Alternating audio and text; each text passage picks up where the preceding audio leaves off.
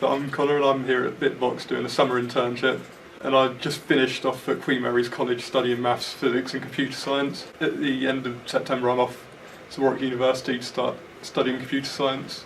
So I first got introduced to BitBox and Quentin by the Student Robotics Competition, which is a national competition that sixth form colleges compete across the country, which is a challenge to design and build an autonomous robot that competes in an arena to complete a series of challenges. So in our case, the 2 years that I done it was to pick up these tokens, these boxes in the arena, and return them to our home corner. So it's a very complicated and mechanical and software challenge. So the first project that I worked on was working out prices of different parts from the suppliers. So I worked on that data through various methods.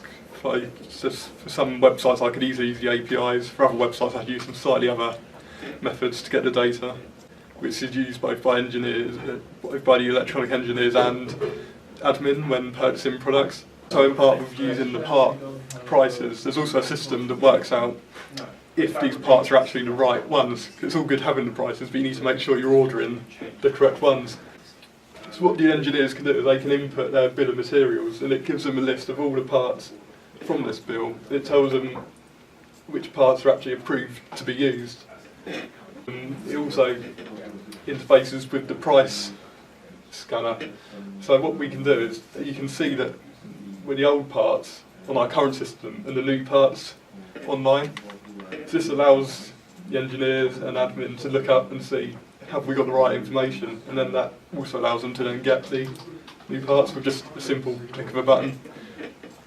I really enjoyed my time here. I picked up a lot of skills and working with a lot of new situations to apply my skills to. I'm very looking forward to going to university at the end of the month, next month in September.